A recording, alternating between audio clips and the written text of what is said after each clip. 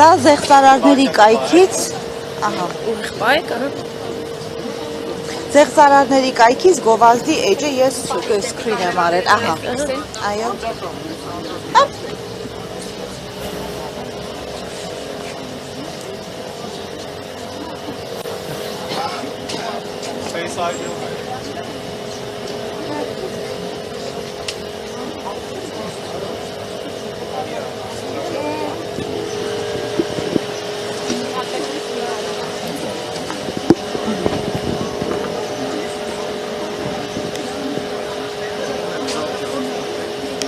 Կարող ենք խոսել։ Զեղծարարի կայքից ընդամենը սկրին եմ արել, որտեղ երևում է որ բանկերի գովազդներն են իրենք տարածում։ Այստեղ երևում է տարածում են Ineco բանկի եւ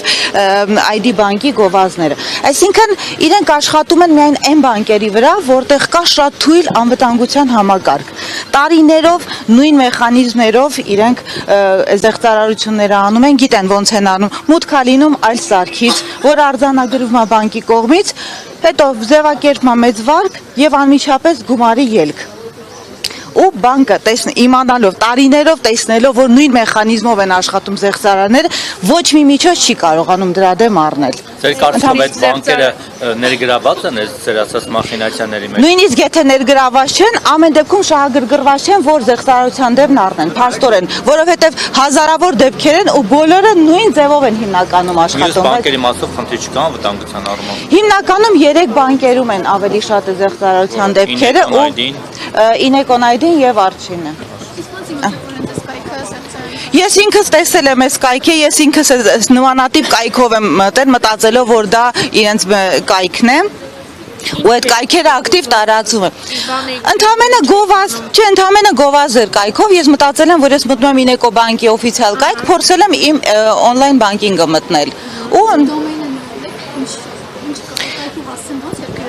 Ineco բանկը գրված էր K տառով, C փոխարեն, կներեք մի տառի փոփոխությունը, այո, չեմ էլ նկատել։ Բանկերը քաղաքացիների վրա են նաև դնում պատասխանատվություն լինել ավելի ուշադիր, որովհետև ասում են մենք վերահսկողական գործիքակազմ կիրառում ենք հենց կենտրոնական բանկի նախագահից անձամբ հետաքրքրվել եմ այս հանցագործությունների մասով, ասել է համատեղ անվտանգային խնդիրները քննարկվում են եւ փորձում են վերահսկել իրավիճակը։ Գնացիք քննչական կոմիտե, այնտեղից էլ ձեզ վստահեցին, որ գործն առաջ է գնում։ Հաջորդիվ դուք ինչ քայլեր եք տեսնում, բացի այսպիսի բողոքի ակցիաներն օրինակ։ Ես վստահեցնում եմ, որ ամեն ինչ պատշաճ է արվում եւ էլեմենտար մի բան ասեմ։ Ես նույնիսկ այս կայքերի լինքերը նկարներով, լինքերով ուղարկել եմ բանկերին։ Ուղարկել եմ, որպեսզի իրենք կարողանան բլոկավորեն այս կայքերը, չկարողանան գովազդ տարածել։ Մինչև հիմա այս կայքերը ակտիվ գործում են։ Եթե ամբողջ բանկային համակարգը չի կարողանում փակել մի Facebook-ի էջ, որը գովազդ է տարածում, ես չգիտեմ ինչ սպասել, ինչ ակնկալիք ունենալ իրանցի ճիշտն ասած։ Շնորհակալություն։ Մի բան է,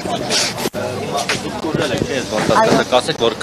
ոնց եք դուժել, ուղղակի լինքի սխմել եք եւ ավտոմատ արդեն ձեր տվյալները քաշել է, ինքը իդենտիֆիկացել է, թե Ես փորձել եմ մուտք գործել, փաստորեն փորձել եմ մուտք գործել ու ձևով ընդառաջ չի գնում այս խնդիրներին, որ ասի